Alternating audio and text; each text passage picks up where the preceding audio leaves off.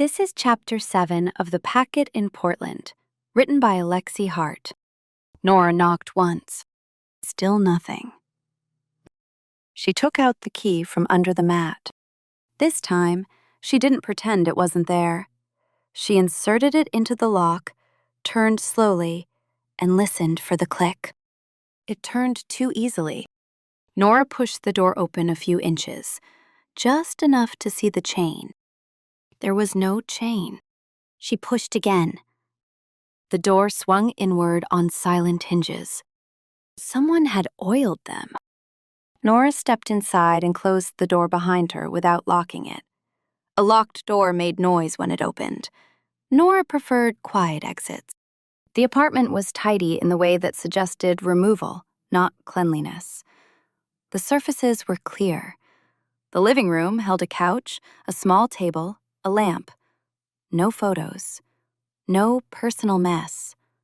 A bookshelf for the few paperbacks aligned by height. Nora walked slowly, eyes cataloging. A faint line on the carpet where a suitcase had been dragged. A clean patch on the wall where something had hung and been removed recently. The kitchen sink was empty. The trash can had a fresh liner. No debris. That was not how people lived. Nora moved toward the bedroom. The bed was made. Not casually made. Hotel made. The blanket pulled tight, the corners tucked. A single pillow centered at the head, as if the bed belonged to no one. On the nightstand sat a small envelope. Nora stopped. She didn't touch it immediately. She looked at the rest of the room first. The closet doors were closed. The hangers inside were evenly spaced. The dresser drawers were shut. The air smelled faintly of disinfectant. Someone had cleaned. Someone had staged. Nora approached the nightstand and looked at the envelope. No name, no stamp, no return address. Just a thin line of clear tape sealing it. Nora took out a pair of gloves from her bag, put them on, and lifted the envelope. It was heavier than paper alone. She slid a letter opener beneath the tape and opened it cleanly. Inside were 3 things. A folded note on plain paper, a key fob on a generic ring, and a small sealed plastic sleeve containing a square of paper stamped in red ink. Nora unfolded the note first. If you're reading this, you followed the system. I'm not missing. I'm protected. Do not bring anyone here. Do not trust the one who wants the story. If you want to help, go to Foster Road, the corner store. Ask for the packet. Use the fob. Leave no trace. Nora read it twice, then set it down. The witness was alive, or someone wanted Nora to believe they were. The note carried the tone of someone trying to sound calm, not the tone of someone writing in panic. That could be either genuine control or manufactured calm. Nora picked up the key fob. It had a strip of electrical tape wrapped around one edge, a small mark for identification. That meant it had been used. That meant it belonged to someone who needed to tell one fob from another. Nora turned to the third item, the sealed sleeve. The small square of paper inside had a printed county code and a postmark. Texas. Nora's eyes narrowed.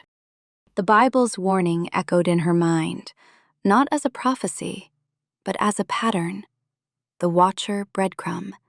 Sealed Texas county code. Something that didn't belong, arriving inside a case like a splinter.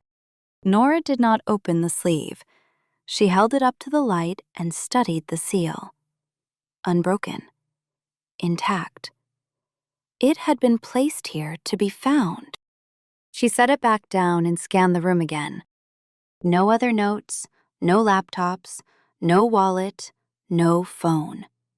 The witness had not left their life behind. Someone had stripped it. Nora took a photograph of the note, the fob, the sealed sleeve, and the way the envelope had been placed. Then she put everything back exactly as it had been.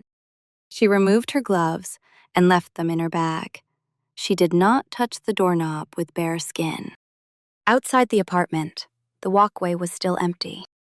Nora walked back down the stairs and out into the courtyard, the rain thickening slightly. She moved with the same calm pace, as if she had just checked a mailbox. Her phone buzzed. A new email from the attorney's office. Subject: urgent, press inquiries. Lane asking questions. Nora ignored it. She opened a new message to the Atlas desk. Witness left staged instructions and a fob. Note indicates Foster Road corner store and warns against journalist. There is also a sealed Texas County code sleeve. I will proceed to Foster Road now. Alert me if anyone else requests access or if client attempts to alter intake records. She sent it. Then she sat in her car for a moment and let herself feel the outline of the situation. The witness claimed they were protected. Protection required a protector.